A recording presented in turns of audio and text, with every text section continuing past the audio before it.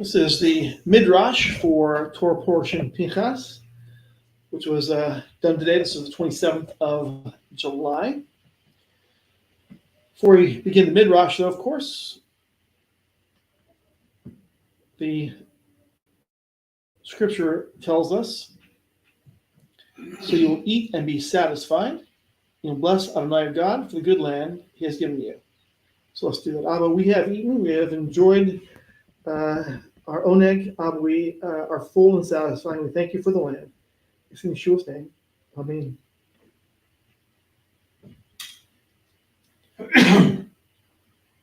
So again, this was Torah portion Pinchas, or Phineas. These were the aliyot we read today. First verses here, really the first two verses. The Torah portion's title, Pinchas, comes from verse 11, the first word there in verse 11, which says, Pinchas ben Eleazar. And the English translation is something like this. Adonai said to Moshe, Pinchas, the son of Eleazar, the son of Aharon, the Cohen, has deflected my anger from the people of Israel by being as zealous as I am, so that I didn't destroy them in my own zeal. This, of course, leads to the question, how many mitzvot were in this Torah portion? So according to Sefer HaChinuch, which is a 13th century document in Spain, from Spain, it tells us the number of negative and positive mitzvot.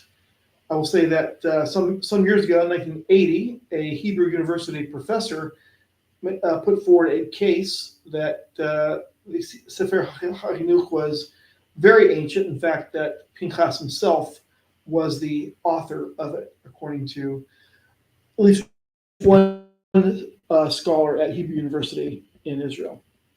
But whether or not that is the case, we have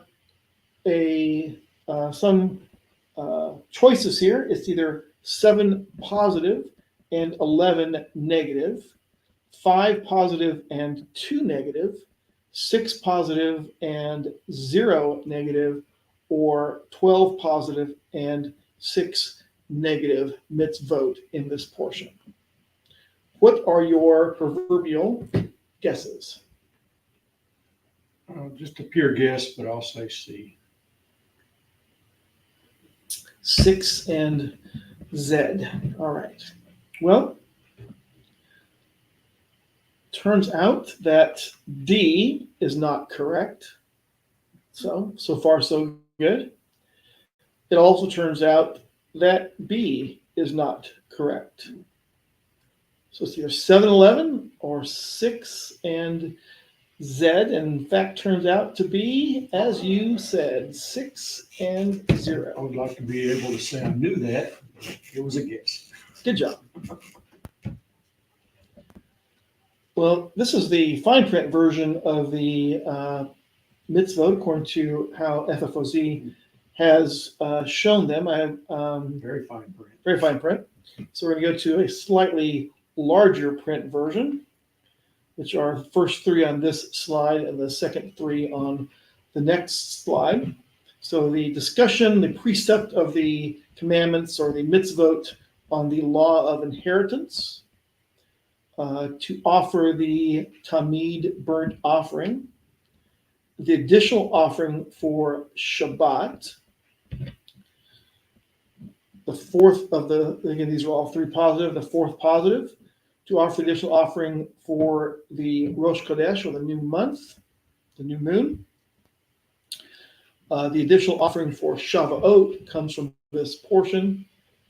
And to hear the shofar on Rosh Hashanah, or Yom Teruah, in chapter, that's from 29, verse 1. The word shofar is not in the text. It does say Yom Teruah, which is day of shouting, or the day of the awakening blast, as some have translated that. To hear the sound or the shofar in Rosh Hashanah or Yom Teruah, as the Judaic Press Complete Tanakh says, it will be a day of shofar sounding for you, translating the word Teruah as shofar sounding. So Teruah is traditionally understood to be the shout of the shofar, since the shofar is sounded on Rosh Chodesh, according to Psalm 81, and since Rosh Chodesh, Rosh Hashanah or Yom Teruah is the first day of the seventh month, it is a Rosh Chodesh, so you sound the shofar on Rosh Chodesh. And so that's truly understood to be the shout of the shofar.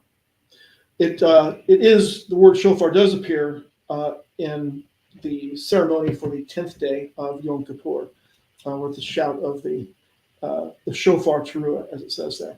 I've seen one thing that possibly was the shout of Yah's name, the crowd shouting Yah's name. For the first day of the seventh month? Because or the one that doesn't specifically say shofar. This one? Okay, that's this one, yeah. Shouting in praise in unison. The idea then of hearing the sound of the shofar would come from a collection of verses in the sense of, since this is a Mikra Kodesh, it is a holy convocation, you should be at the gathering where the shofar is sounded. So you would be there for it. Not necessarily that you have to be sounding the shofar. You certainly could be shouting, as we know that the word means, the literal translation is shout. And so it certainly could include that, but could have been both. But if you are to hear the sound of shouting, you could say you've got to, maybe beyond your own voice, you have to be at the Mikra Kodesh where everyone's gathered together. So that the still a gathering. Yeah. So it's not this. The next slide is not in the Torah portion, but I think it is sort of the theme of the portion. It actually comes from Pirkei Avot, which is part of the Mishnah.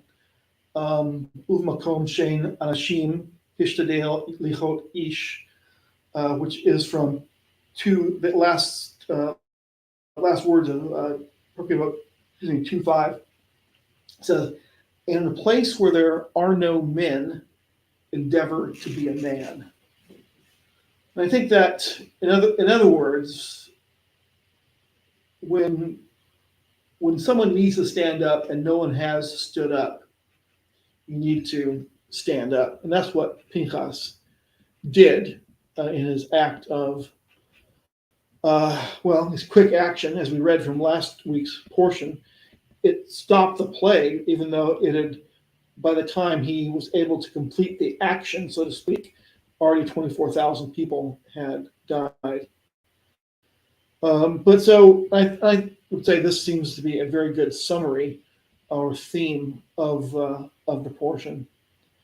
And Pinchas was not afraid to endeavor to be a man and stand up in a place where the leaders all should have stood up and stopped that from happening. They were too busy crying and feeling sorrowful and moaning. Yeah. What was his rank at Pinchas? Well, he's a son of he was a priest. Mm-hmm. He wasn't the high priest. He was the grandson of. But he would have been one of the class of priests that God, in this instance, told those priests to go kill everybody who was going after Paul. Yes. Mm-hmm. So he was simply. He was carrying out God's orders, while everybody else, all the others, was standing around crying and moping and moaning, whatever they were doing. They weren't doing what God said. And whether they were in mourning or afraid of,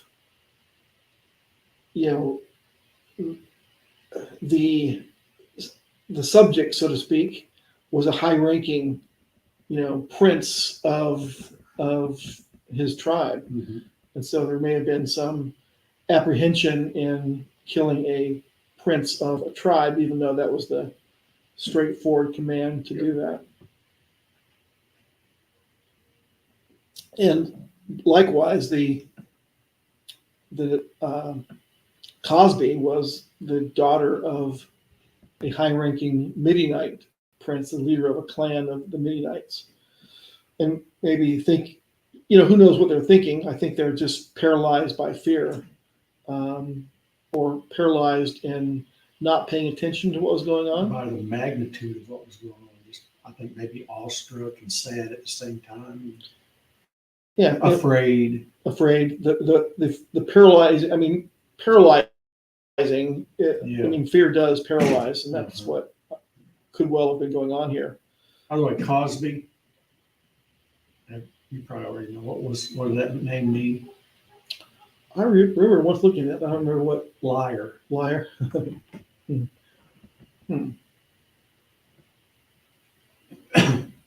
I'll see where that would fit in the story. That's kind of interesting.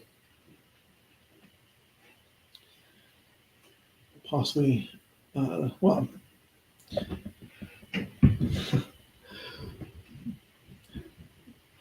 maybe you can count her to deny all knowledge, lying. So, as I mentioned in the, we were doing the fun challenge, or no, it was in the fun challenge, I guess. Pinchas is mouth of brass. Some Bible some Bible dictionaries translate it as an Egyptian name meaning dark-skinned. According to tradition, like Pinchas's uncle Moshe, his own father Eleazar was married to a Midianite. Not only that, his mother was a daughter of Putiel, again according to tradition. Putiel is another name for Jethro. Again, there's no hard solid proof that's the case. But I think you look at Pei Nechoshet as clearly indicating mouth of brass. So kind of a fine print slide here as well. Subtitle of the slide is Pinchas the War Priest. And this is taken from Judges, Shoftim, chapter 20. It says, "Then the whole army of Israel, all the people went up to Bethel and cried and sat there in the presence of Adonai. They fasted that day until evening, offering burnt offerings and peace offerings to Adonai, and asked Adonai what to do.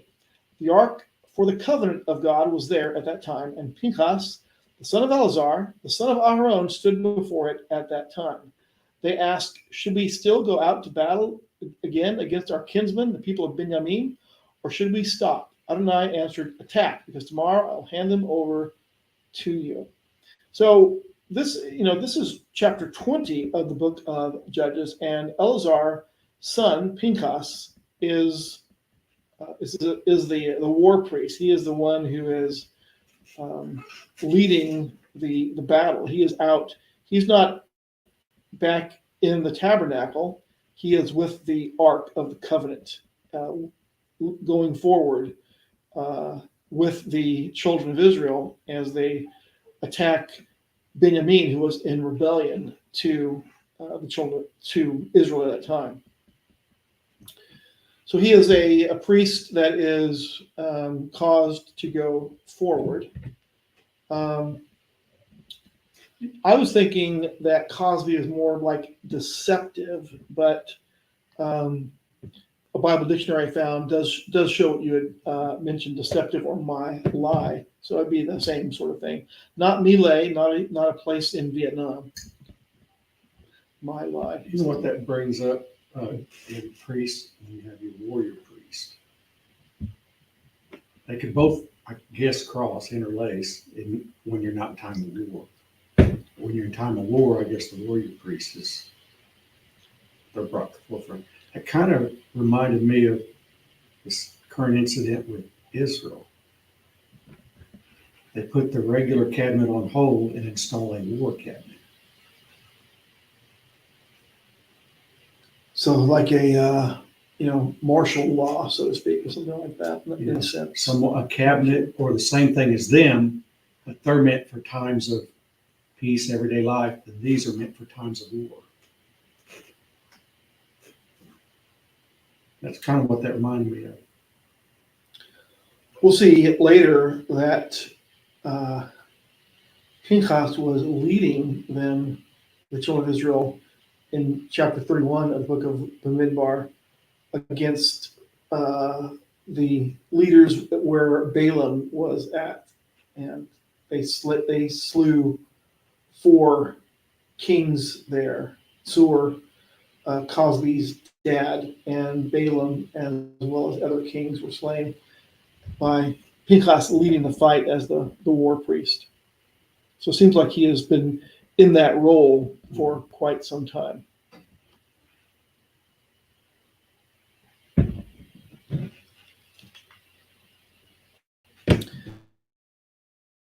I like how the wording of Archroll has it here.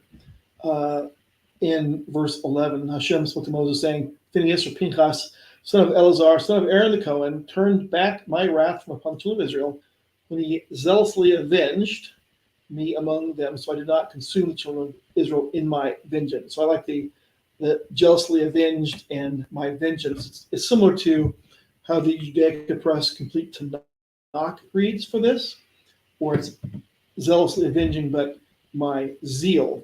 So zealous avenging and my zeal is how the Judaic Press complete to knock reads.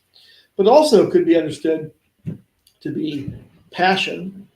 This is how the new JPS reads: displaying among them my passion for me, did not wipe out the Israelite people in my passion. So passion, zeal. Well, passion could be a form of zeal. Passion could be you're passionate for something good or something bad.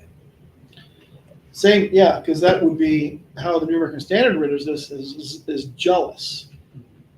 So jealousy, zeal, passion, vengeance. You can kind of actually see some familiar passages here from Shemot or Exodus chapter 20. Of course, these are the 10 word passage, which kind of highlights the zeal or jealousy.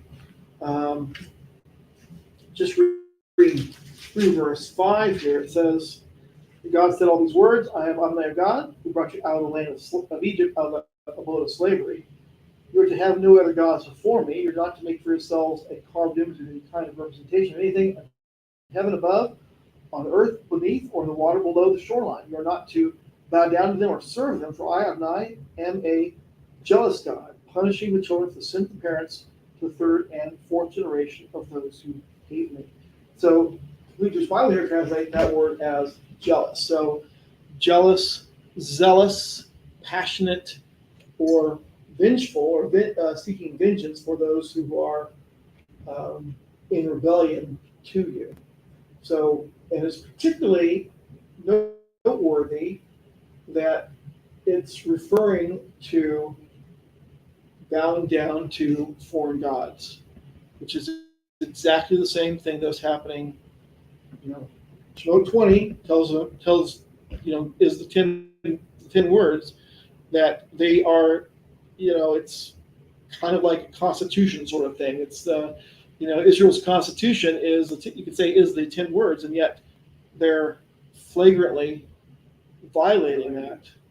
And Seems like several times through their history.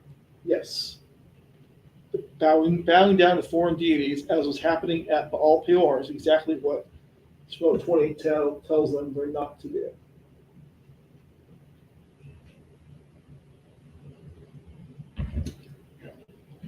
They couldn't use the excuse, well, it didn't mean anything to me when I bowed to that idol. Yeah. Well, So what? It didn't mean anything to you. I said, don't do it. I didn't mean it. Let's see if my slide can move here. So which command was Pinchas obeying, and should he have been, and who should have been involved? Well, we kind of talked around this, but Yah's jealousy is connected to sin of idolatry, as I just mentioned, which is spiritual adultery. So everyone should have been involved. The persistent, stiff-necked attitude toward idolatry will bring about death and exile. When you say in particular, it's connected to what he just commanded them to do in our last portion, and they weren't doing it. Yeah. Only one man had the passion to do that. Yep. Is correct. I'll destroy your high places and cut down your incense altars and heap your remains, your dead bodies, on the dead bodies and remains of your idols. For my soul shall abhor you. So you don't want to be in that position. What makes you wonder why God had put up with people who do that so often? I mean, how often he puts up with it? Yeah. For how long he puts up with it? He punishes them, then he brings them back to himself. Then he punishes them, brings them back to himself. And they just keep doing that to him. Why would a mighty God keep doing that? He gave the answer. The only answer I could find is because of your fathers. For your father's sake, I'm doing it. Not for yours, because you're stubborn, you're obstinate. You people are crazy. I'm doing it for your father's sake. To Abraham, to Isaac, and Jacob. So there are a number of textual anomalies in this portion. And in each of them, there's a little fine print down the bottom there. It says the section is missing from the Dead Sea Scrolls. There's a small yud in Pinchas in the Torah scroll for 23:11. What Monty's take on it, again, is opinion is the small yud seems to indicate that small works with our hands for God go a long way toward the things of the kingdom. Well, which he's referring that to what Pinchas did. That wasn't a small thing. Yeah.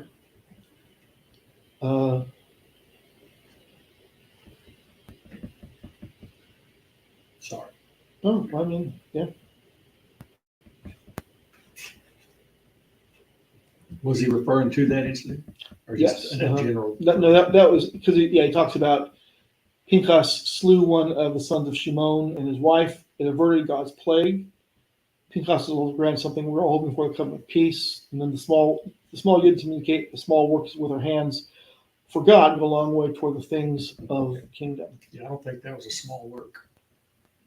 I think that's pretty great. It took a lot of courage and faith in God. Mm-hmm.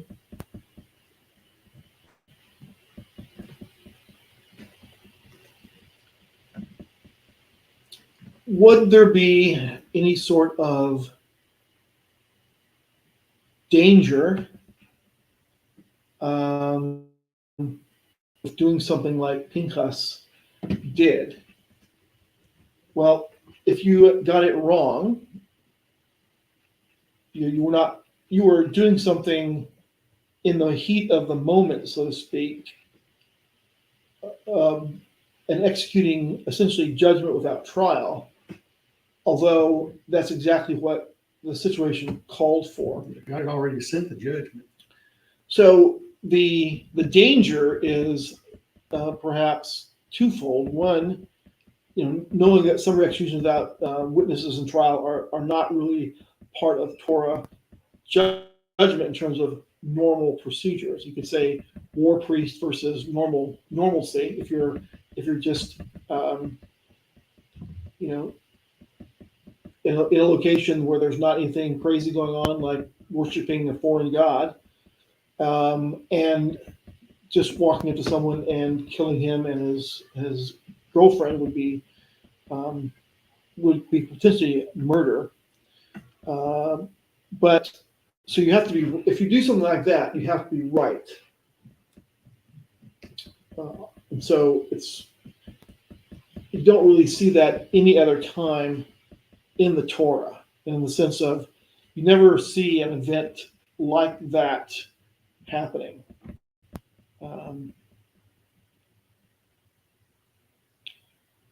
For example, with the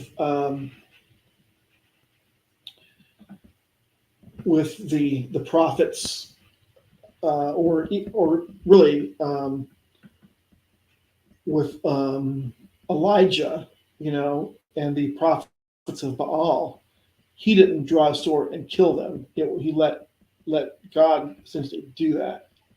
But in Phineas's case, God strictly commanded them to go kill the people, their leaders who had compromised themselves with Baal. Right. Yes. Specifically, the leaders were Command. yes. It's a Right. command right there. Mhm. I wonder how was Moses standing with all the people in awe, or We're not told what Moses was or where it was standing. Well, I don't think we are told. I think it's if you look in the previous chapter, or the previous portion, I mean, the previous chapter.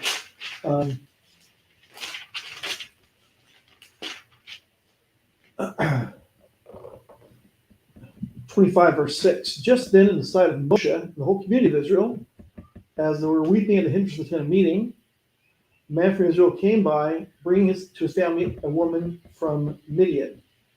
And Pinchas, son of Eleazar, the son of Cohen, saw it and got up in the middle of the crowd, took a spear in hand, and pursued the man from Israel right to the inner part. so Moses was standing there is all it says about her, standing with him. Mm-hmm. Yep. In the sight of Moshe and the whole community of Israel, as they were weeping at the entrance of the tent of meeting. So it sounds like Moshe was there with the people of Israel weeping. So he was caught up with them. Yep. The other thing, if the death of this prince was thought to be malicious, in a sense, they were not in a place yet, or in the land where, what would be there's nothing that would stop the people of Shimon from taking or demanding the rights to execute Pinchas for his crime, quote unquote crime. And the cities of refuge had not yet been established. So I guess the questions here are somewhat, in this case, the answer to, for question 4 is pretty clear. It was something that he was doing. It's not really a motive. They don't have to find a motive. It was just obedience to what God said.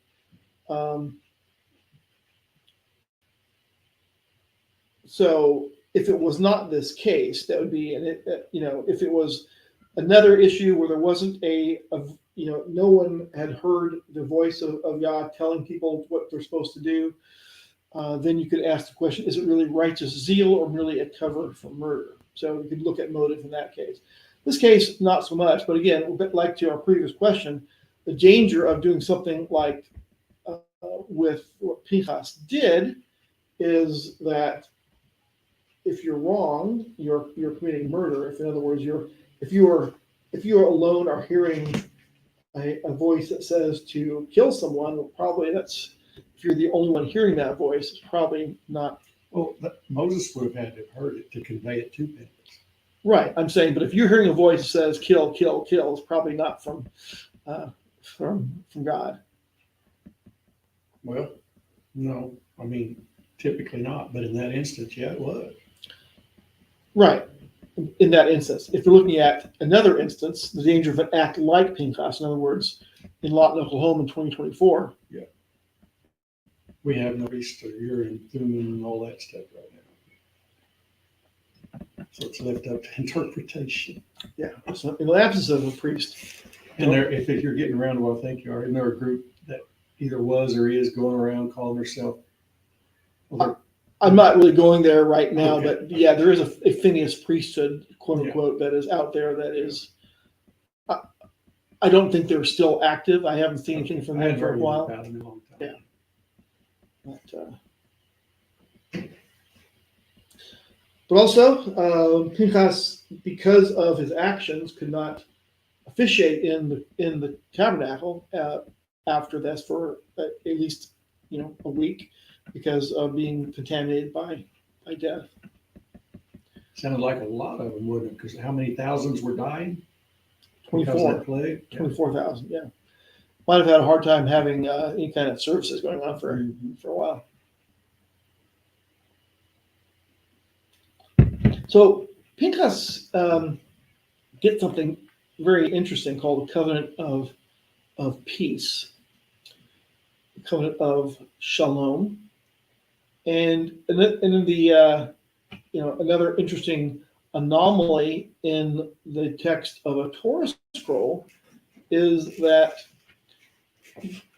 in a Torah scroll today, the Vav of Shalom, Shin Lamed Vav, final Mem, is broken. The broken Vav there is the covenant piece is not being connected. There's not really a lot of explanations given for that I've seen. There probably are some out there. We see that the covenant piece is referenced in the prophets Isaiah and Ezekiel is as essentially a restoration of that covenant of peace or a future giving of that covenant of peace. Here is a rabbinic commentary on that, and maybe it's because if you look at the Vav there as being in the sense that there's not a current priesthood standing, so this is supposed to be a forever priesthood and the covenant of peace. There's some have to wrestle with that. Here's what Ibn Ezra, a medieval commentator, said.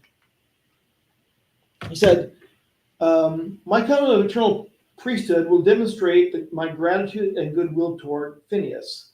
The pledge of my covenant should be seen as the greeting one sends to a person to whom one is indebted." I'm sorry, that's Rashi. Alternatively, the covenant of peace was a pledge that Phineas would be protected from the ire of Zimri's kinsman. In other words, the kinsman of the son of Shimon that was killed, and their supporters. What we can also derive from this is that the text says in verse 13, "And so we forgiven his descendants after him a covenant of perpetual priesthood, because he was jealous for his God and made atonement for the sons of Israel." And so this covenant of peace and making atonement are both, you can look at both as being types and shadows of Messiah, in the sense of that the restoration of this covenant of peace is something that Messiah will bring with him, and making atonement is certainly for the sons of Israel, something that Yeshua has accomplished as well. Now we see that. Well, this next slide is fine print. I just want to point out a couple of things here, and the things here is that essentially that Zadok, the Zadokite priesthood, as we see in Ezekiel chapter 44. Zadok was a descendant of Pinchas, and we see that in Ezekiel 44. It says that the Leviim who are descendants of Zadok, who took care of my sanctuary when the people of Israel went astray from me, they're the ones who approach me and serve me. So the priesthood that's reestablished in Ezekiel 44 Have the same traits as Pinchas. Yes, that's right. They're willing to stand for what they did not go astray when everyone else did. When everyone else was just standing there awestruck, they took care of the sanctuary. They did the required thing. So Is that who you would like to be in command over, military wise? A group doing that? Yeah, well, that'd be right. They're essentially the lead. They don't require much direction. They're going to do the right thing.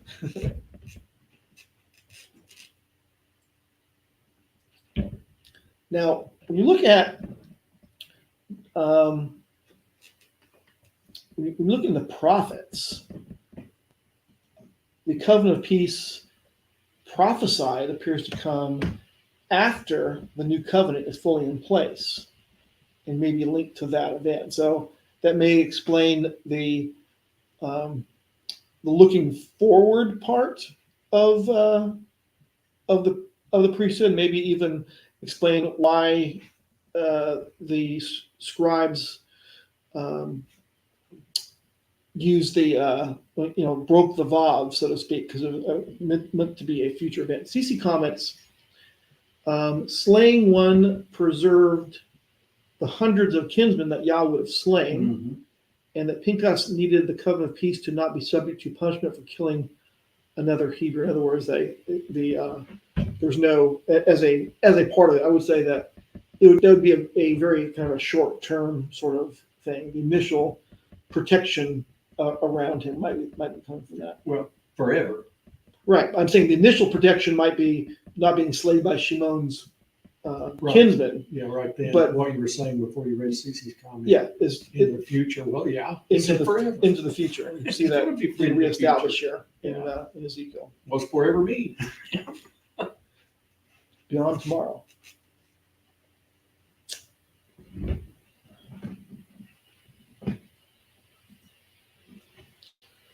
So there is another sort of textual anomaly. This isn't really a anomaly as much as is a gap in the text. Looking at Torah scroll, there's a gap in the text before, at chapter 26, verse 1. And it's said to be a gap between verse 1 and verse 2. What Monty's view is that has the same effect as a moment of silence or taking a breath, and draws particular attention to what is said next. And what is said next is chapter 26, verse 2, which is to take a census, a head count of the sons of Israel, 20 years old and over. So the number is 601,730. It does not count the sons of Levi in this.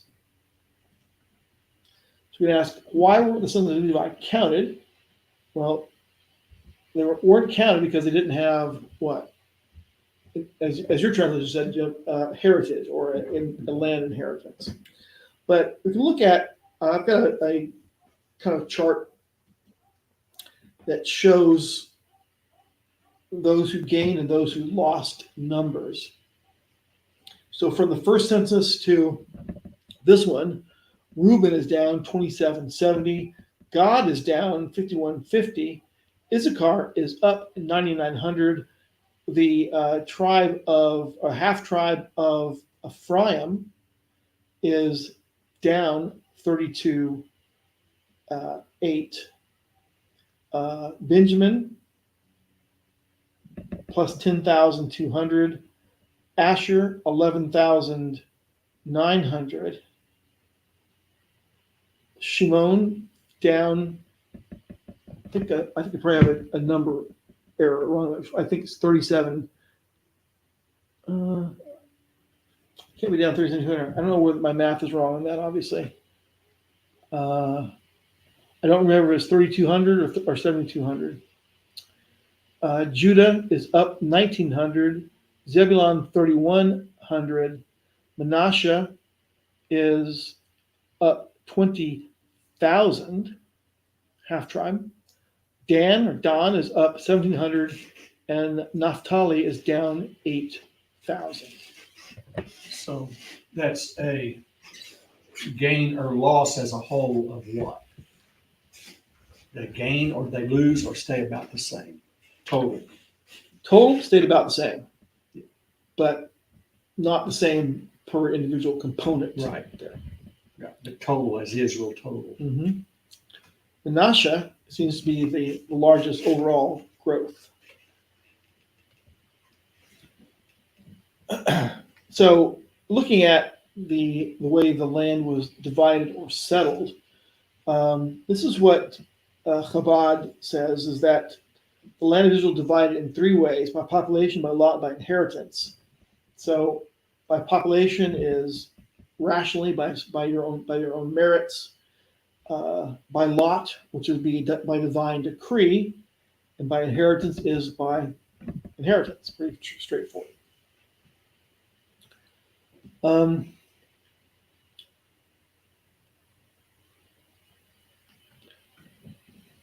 So with Levi, the reference for Levi is back in chapter 3. I believe the number is pretty much exactly the same as this. Chapter 3, verse 14 through 39.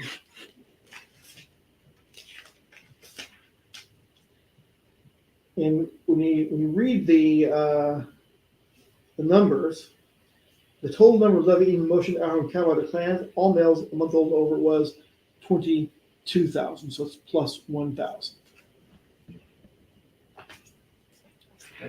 Staying about even. Yep.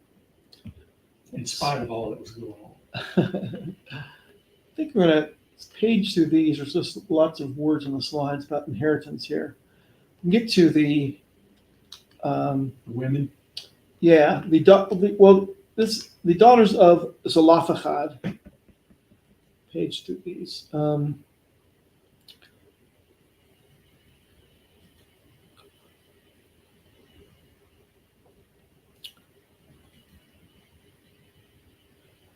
The daughters of Zelophehad were right in what they said. This is what Adonai told Moshe in verse 27, verse 7. This is what Midrash Tanhuma Pinchas says, is that this ruling eluded Moshe. He was caused to forget it, and here he was chastised for crowning himself with authority by saying, "In the case is too difficult for you, bring to me." And talking about this case, according to what the Midrash says. Well, he did ask, he was given it. I don't think there's anything bad about asking for it. He was given it. I got an idea why he said that. Because in the rabbi's opinion, I don't know back then, but now, everything was told to Moses then on how to act at the mountain. So why would he be asking now? So in their excuse is, well, he forgot. I see. But there's several times he's had to come back to God, or come to God and say, what do we do in this case? The man picking up sticks. He wasn't told what to do back at the mountain in that case. Mm-hmm. So they're trying to defend right there, I think, their comment that, oh, he was told that back in the mountain, he just forgot.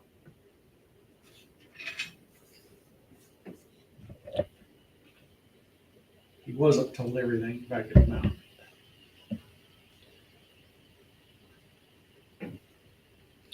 Another textual anomaly is from 27:15. It's in the word mishpatan, which is the construct form feminine plural ending of mishpat, or judgment. What Mani's take on it is this final noon. Normally noon means a quickening of life. He says this is a noon sofit, or final noon. It is at the end of the word and drawn as a sofit to indicate that. The context of the passage, he says, is about the daughters of Manasseh who had no male counterpart to receive the tribal inheritance. They appealed to Moshe, and he made the case for their inheritance. As a result, their inheritance was assured. Going back to Shemot 34:7, the large noon there was the 10th attribute of God. The attribute describes how God preserves our inheritance.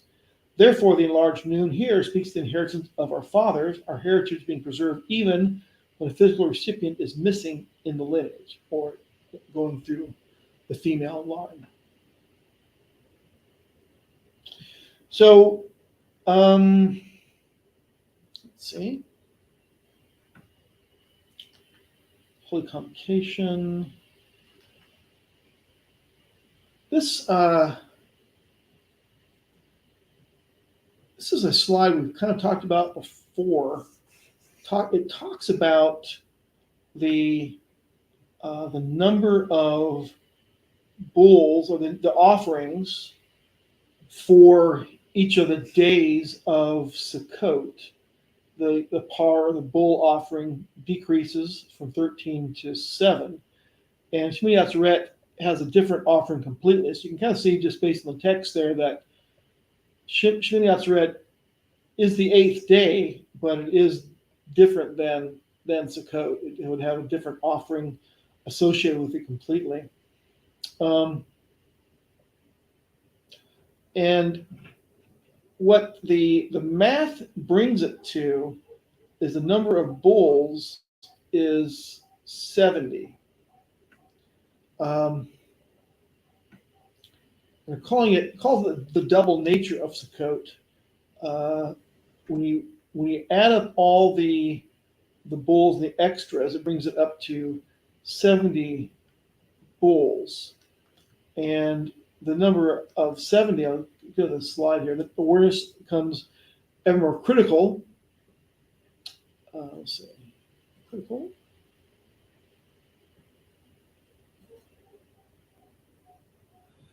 The junction overlap between the end of the previous agricultural year, the final harvest, and the beginning of the new one, upcoming rainy season. So if you add the 49 bulls to the original 21 bulls, you get 70 total.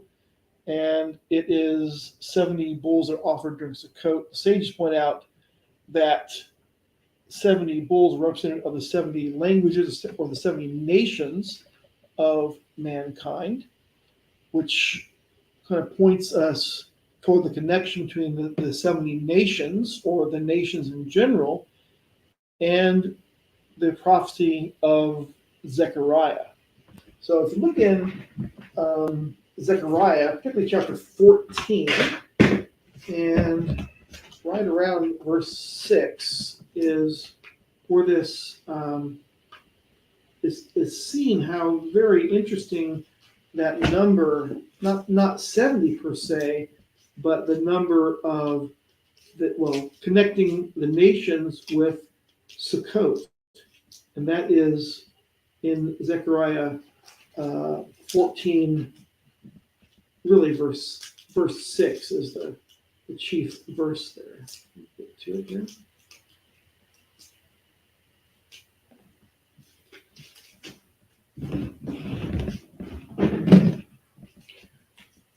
Missed it.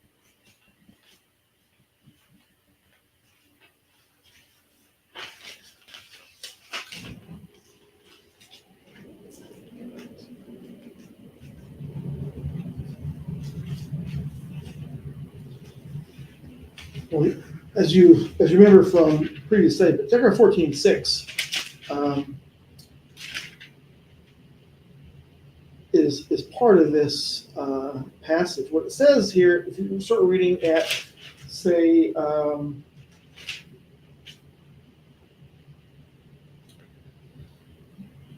verse 6, on that day there will be neither bright light nor thick darkness, and one day, no Adonai, will be neither day nor night, although the evening will be light. On that day, fresh water will flow out of Jerusalem, half toward the eastern sea, half toward the western sea, and summer and winter, both summer and winter.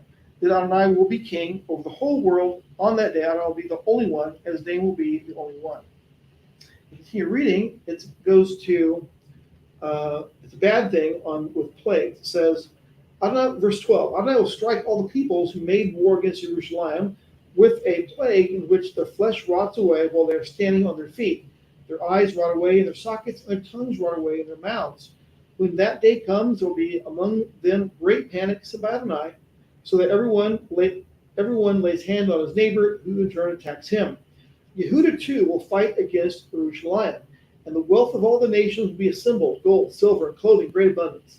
A plague like this plague will affect the horses, mules, camels, donkeys, and all the other animals in those camps. Finally, everyone remaining from all the nations that came to attack Jerusalem will go up every year to worship the king Adonai Tzavaot and keep the festival of Sukkot. If any of the families of the earth did not go up to Jerusalem to worship the king Adonai Tzavaot, no rain will fall on them. So it's interesting that the 70 bulls represent 70 nations is perhaps some sort of a precursor to all the nations that went up against Jerusalem are going to be worshiping in Jerusalem at Sukkot. It's also interesting, verse 14 also says Yehuda too will fight against Jerusalem. It's very interesting that it's not that Judah itself is fighting against Jerusalem at that point too. So not all those from Jerusalem or of Judah rather will be on the right side of this. Some will be fighting against Jerusalem. Yeah, it's weird. Hmm? A little weird. Well, I think it's the same sort of idea, perhaps, that if you look at the nations were against the God of Israel, but ultimately so were those in rebellion. Korach and his family were also from the tribe of Levi, and yet they suffered a similar fate to Midian in the sense that they were in rebellion against God. So those that are from Judah, some from Judah will go up against them too, because they're in rebellion against the God of Israel, I'd say. But it opens up the idea that the nations will be going to Jerusalem to worship during Sukkot year after year.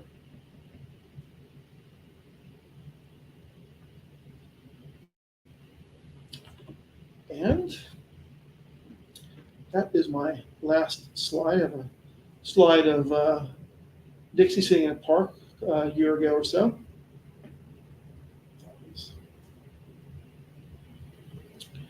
She wants to know what your questions are.